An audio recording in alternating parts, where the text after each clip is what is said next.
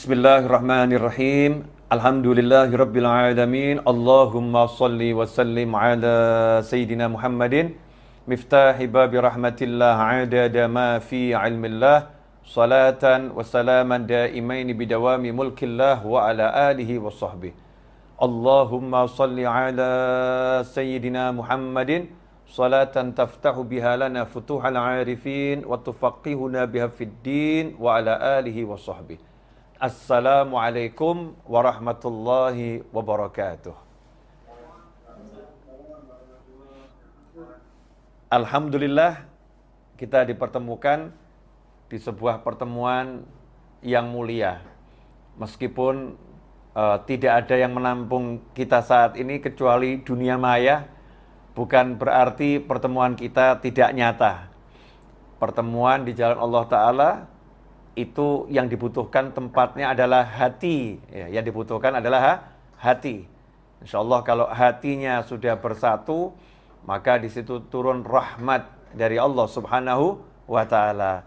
Mudah-mudahan pertemuan kita kali ini betul-betul bisa mendatangkan rahmat khususnya untuk diri kita pribadi dan teruntuk seluruh umat Nabi Muhammad SAW, khususnya untuk bangsa yang kita cintai.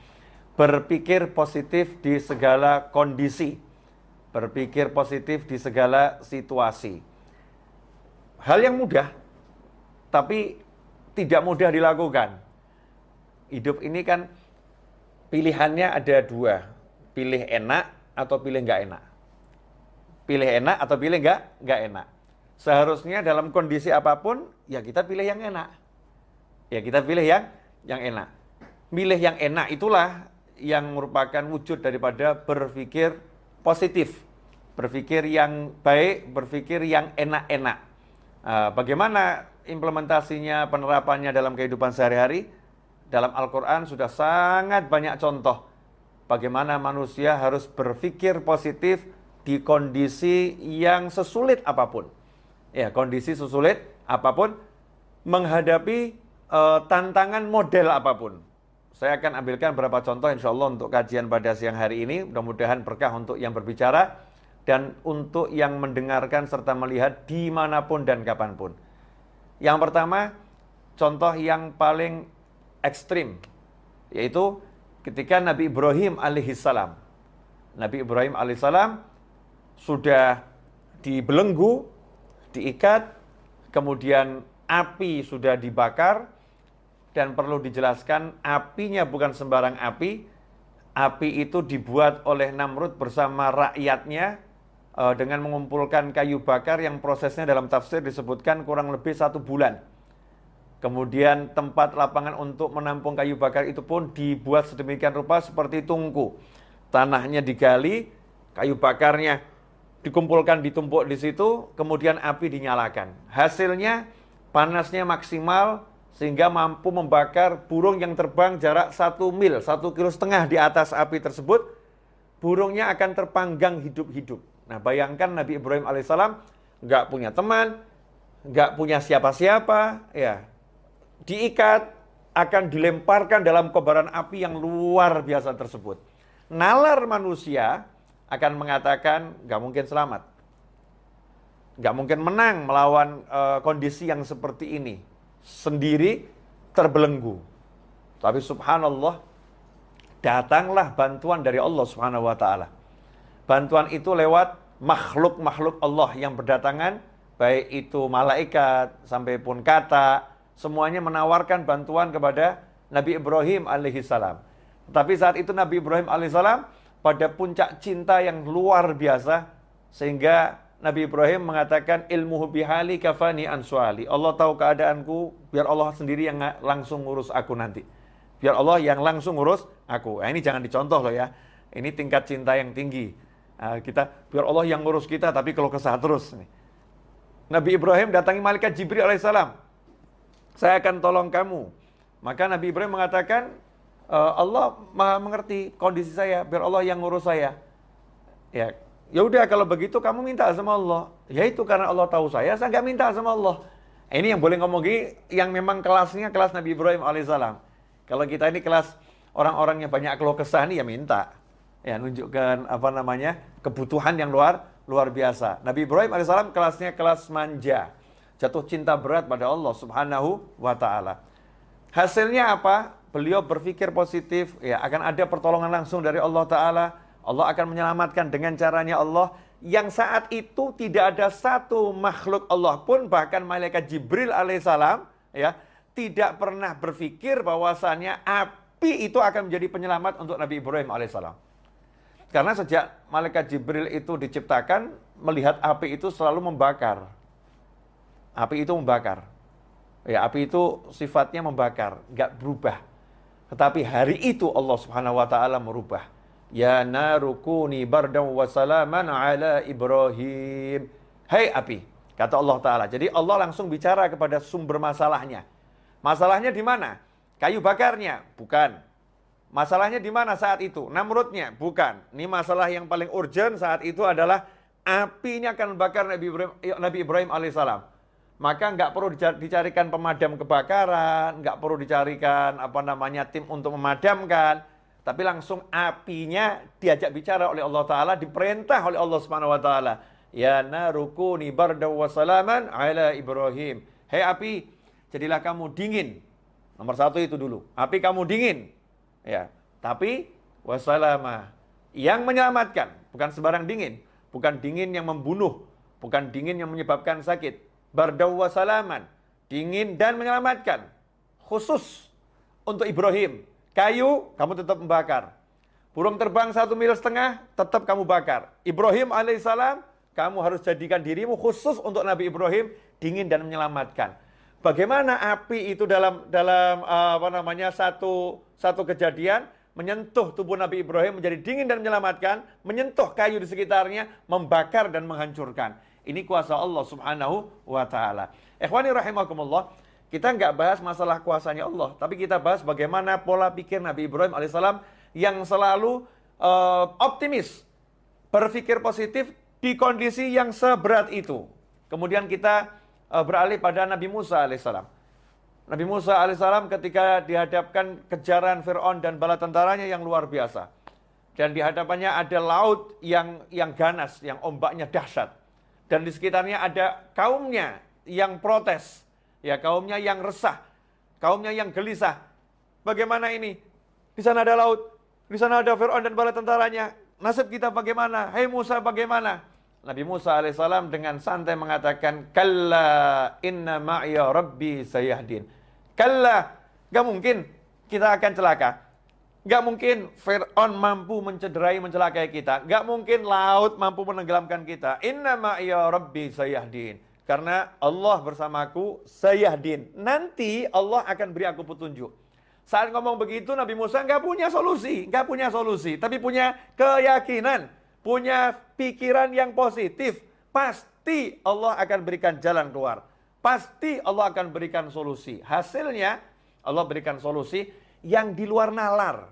Seperti api tadi di luar nalar, maka solusinya juga di luar nalar. Apa ini? Masalahnya kalau lewat terus ada laut. Kapal nggak punya. Ini orang-orang nggak ahli renang, hidupnya di padang Sahara, nggak pernah belajar berenang. Ya. Senjata nggak ada. Mau ngelawan Fir'aun dan bala tentara, ini konyol. Nggak punya apa-apa ini. Mau terjun ke laut, juga sama konyol. Terus bagaimana? Allah Ta'ala jadikan lautnya itu jalan keluar. Allah Ta'ala jadikan lautnya itu solusi. Caranya bagaimana? Hei Musa, pukulkan tongkatmu itu ke laut. Kayu, biasa. Tapi di tangan orang yang beriman pada Allah Ta'ala, maka Allah perintahkan kepada laut ketika kena pukulan kayu, wahai laut, membelahlah engkau menjadi 2 bagian.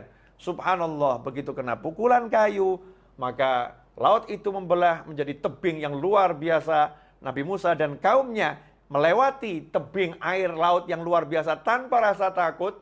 La khaufun alaihim wa lahum yahzanun. Allah turunkan kepada mereka rasa tenang, nyaman, berjalan. Padahal ini gemuruh air luar biasa, dibendung oleh Allah Subhanahu wa ta'ala. Jalan melewati sampai ke tepian. Kemudian Fir'aun dan bala tentaranya menyusul, Allah kemudian tenggelamkan laut itu kembali seperti semula, sehingga Fir'aun dan bala tentaranya tenggelam. Lagi-lagi berpikir positif, di saat yang mustahil mendapatkan solusi, itu dilakukan oleh Nabi Musa alaihissalam. Kemudian kita melihat Nabi Yakub alaihissalam. Nabi Yakub alaihissalam yang udah dikasih tahu bahwasannya Nabi Yusuf alaihissalam sudah dibunuh oleh serigala, diterkam oleh serigala. Ini darahnya, ini pakaiannya. Nabi Yakub mengatakan, nanti ya putraku akan dikembalikan semua kepadaku. Selalu yakin kalau Nabi Yusuf masih hidup. Jasadnya nggak ada, aku nggak ketemukan jasadnya. Berpikir positif, Nabi Yusuf masih hidup. Tentunya dilandasi dengan ilmu dari Allah Subhanahu wa Ta'ala. Hasilnya apa? Hasilnya betul dipertemukan dengan putranya Nabi Yusuf alaihissalam. Bahkan sudah menjadi seorang Perdana Menteri terpercaya di kerajaan Mesir yang punya kedudukan tinggi dan dicintai oleh masyarakat Mesir. Orang tuanya pun dimuliakan oleh Nabi Yusuf alaihissalam. Keluarganya pun dimuliakan oleh Nabi Yusuf alaihissalam. Setelah perjalanan panjang yang dibuang ke sumur, dijual sebagai budak, masuk ke penjara, akhirnya menjadi seorang yang luar biasa.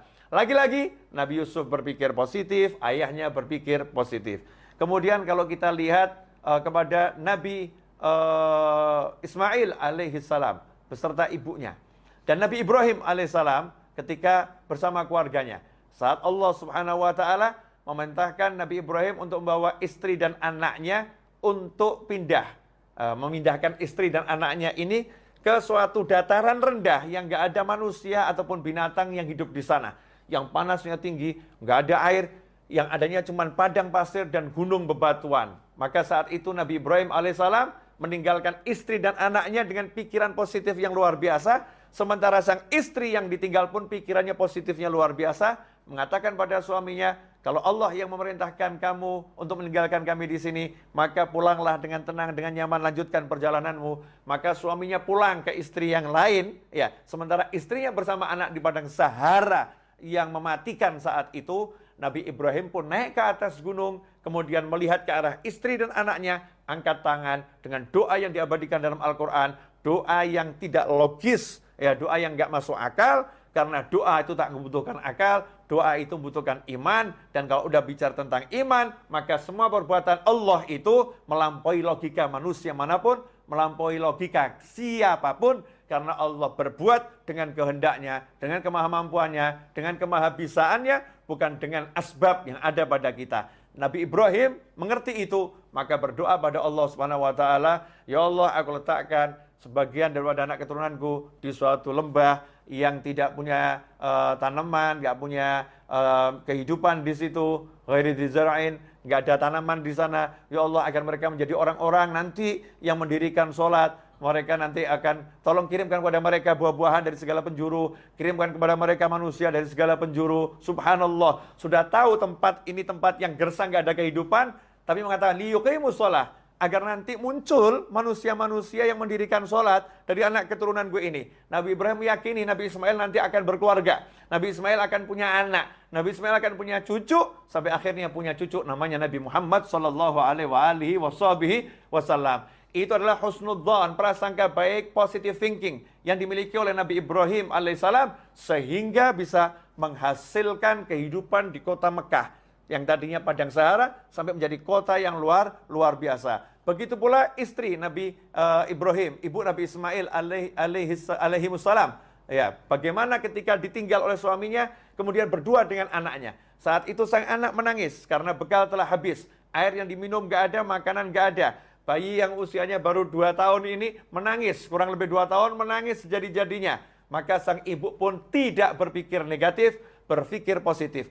Cari tempat yang tinggi, dan tempat yang tinggi adalah Bukit Sofa dan Bukit Marwah. Kenapa cari tempat yang tinggi? Untuk melihat sekitar, ada nggak manusia yang bisa dimintai pertolongan. Siapa tahu ada musafir yang lewat, yang bisa dimintai pertolongan. Maka lari ke Bukit Sofa.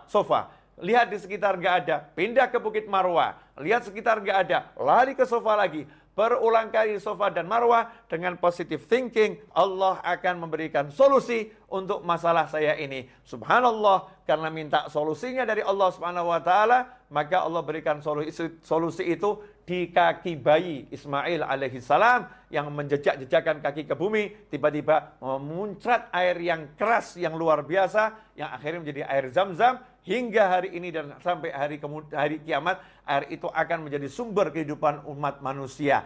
Ini karena positive thinking dari ibunya Nabi Ismail alaihissalam. Kemudian kita lihat Nabi Ismail alaihissalam ketika akan disembelih, ya, perintah menyembelih Nabi Ismail alaihissalam. Dengan santai dan positive thinking mengatakan kepada ayahnya kondisi yang seperti itu, ya abatif alma tu'mar, wahai ayahku, lakukan yang diperintahkan kepadamu. Satajidu ini insyaallah minas sabirin. Insyaallah engkau akan dapati aku termasuk orang-orang yang sabar menghadapi masalah ini. Apa yang terjadi? Allah Ta'ala jadikan leher Nabi Ismail tidak bisa disentuh oleh pisau, ya. Pisau yang tajam nggak bisa menyentuh leher Nabi Ismail. Leher itu menjadi seperti baja yang luar biasa. Kemudian Allah katakan pada Nabi Ibrahim alaihissalam, engkau telah melaksanakan arti mimpimu, maka sekarang kami datangkan domba dari surga sebagai ganti untuk Nabi Ismail alaihissalam. Maka saat itulah diganti domba yang disembelih. Nabi Ismail pun selamat karena positive thinking dari ayah, positive thinking dari anak menghasilkan sesuatu yang luar biasa. Ikhwani rahimakumullah. Kalau kita dihadapi satu masalah, kemudian kita itu menyerah dengan masalah, berarti kita seperti manusia yang nggak punya Tuhan. Manusia nggak punya Allah subhanahu wa ta'ala. Jangan pernah menyerah menghadapi kehidupan model apapun dan model bagaimanapun. Karena yang menguasai hidup ini bukan makhluk. Yang menguasai hidup ini bukan ciptaan. Tapi hidup ini dikuasai oleh yang maha mencipta, yaitu Allah subhanahu wa ta'ala. Semuanya adalah makhluk Allah dan semuanya adalah ciptaan Allah ta'ala. Maka apapun kondisinya, apapun masalahnya, kita berpikir positif, Allah akan berikan solusi. Allah akan berikan jalan keluar. Bagaimana caranya? Allah telah menjelaskan, "Wa may yattaqillaha yaj'al lahu makhrajan wa yarzuqhu min haitsu la yahtasib." Siapa yang bertakwa pada Allah, "Wa may yattaqillaha yaj'al lahu makhraja." Allah akan selalu memberikan solusi. Allah akan selalu memberikan jalan keluar. "Wa yarzuqhu min haitsu la yahtasib." Bahkan Allah menambahin, bukan cuma solusi, jalan keluar, dan Allah akan senantiasa selalu terus-menerus memberikan rezeki dari arah yang nggak pernah dia nalar, dari arah yang nggak pernah bisa dia perhitungkan, dari arah yang nggak pernah dia sangka. Rezeki Allah sifatnya surprise untuk dia, kejutan yang menyenangkan untuknya. Karena apa? Karena takwa pada Allah Ta'ala, melaksanakan perintah Allah, menjauhi larangan Allah. Itulah cara agar kita bisa berpikir positif. Ya, berpikir positif artinya apapun masalahnya, kita jadikan takwa sebagai kendaraan. Takwa sebagai sumber solusi dari langit. Takwa sebagai sumber pertolongan dari Allah subhanahu wa ta'ala. Sayangnya, saat ada masalah, justru kita mengandalkan yang namanya makhluk. Dan kita lupa pada sang Khalik, yaitu Allah Ta'ala. Kita jauh dari yang namanya ketaatan. Kita justru larut dalam keluh kesah, dalam hal-hal yang gak diridhoi oleh Allah subhanahu wa ta'ala. Ikhwani rahimakumullah. Nah, ini sekarang kita dalam hidup. Dalam hidup tuh kondisinya apapun kan pilihannya selalu ada pilihan enak. Contoh, dipecat dari kantor. Ngapain mikir hidupku berantakan? Kan bisa mikir, wah saya mau dikasih lapangan pekerjaan yang lebih bagus. Allah akan beri saya cara kerja yang lebih enak, yang lebih nyaman. Allah akan jadikan rezeki saya lebih banyak. Karena di kantor ini kelihatannya nggak cukup untuk gaji saya ini. Tidak mampu gaji saya lebih besar nih. Saya akan dikasih gaji yang lebih besar. Caranya gimana? Wallahu a'lam. Allah yang tahu. Yang penting saya mau usaha, saya mau tingkatkan takwa saya pada Allah subhanahu wa ta'ala. Berpikir yang positif. Apapun itu bisa dilakukan kok. Tapi kenapa kok kita nggak mau mikir yang positif? Mikirnya nggak enak. Padahal pikiranmu adalah doamu. Ana 'inda dhanni 'abdi bi falyadhunna bima syaa. Kata Allah Ta'ala dalam hadits qudsi, ana 'inda dhanni 'abdi bi. Aku tergantung apa yang difikirkan hambaku, prasangka hambaku. Karena itu terserah dia mau nyangka apa tentang aku. Dia mau berpikir apa tentang aku. Jadi kalau kita mikirnya jelek, ya dapatnya jelek. Kalau mikirnya bagus, ya insya Allah dapatnya bagus. Nah, modal mikir aja kok takut. Seperti ada orang nggak punya duit. Nganggur. Saya nanya sama orang tersebut, Mas, mau nggak beli rumah yang mewah? Jawabannya, mau beli beras aja nggak bisa kok, Bib. Ngapain mikir beli rumah yang mewah? Ini salah. Kenapa? Karena dia telah membatasi kemampuan Allah memberikan rezeki dengan kemampuan usahanya. Saya nggak mampu usaha, jadi Allah nggak bisa ngasih saya rezeki. Masya Allah. Jadi Tuhannya usaha ya? Tuhannya usaha, bukan Allah Ta'ala. Seharusnya bagaimana? Sadar dengan kenyataan, memang nggak punya uang, memang nggak punya kerjaan, lagi nganggur. Tapi kalau ada tawaran, Mas, mau enggak punya rumah yang mewah? Jawab saja, mau, insya Allah, doakan. Ya, semoga Allah kasih saya kemampuan, Allah beri saya kemudahan. Tidak ada yang mustahil. Tapi kenapa mikir yang positif aja berat? Karena tauhidnya lemah. Karena yakinnya sama Allah lemah. Ma'rifatullahnya lemah. Gak paham siapa Tuhannya.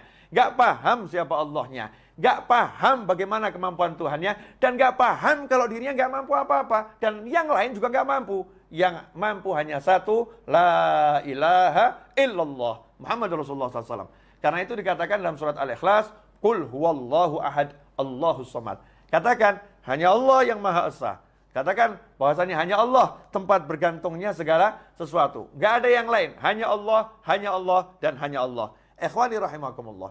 Nah, ini beberapa yang sudah saya paparkan ini insya Allah menjadi masukan yang manfaat buat saya khususnya dan pemirsa dimanapun Anda berada. Jazakumullah khairan. Saya minta maaf atas segala kekurangan. Mudah-mudahan berkah manfaat. Wassalamualaikum warahmatullahi wabarakatuh.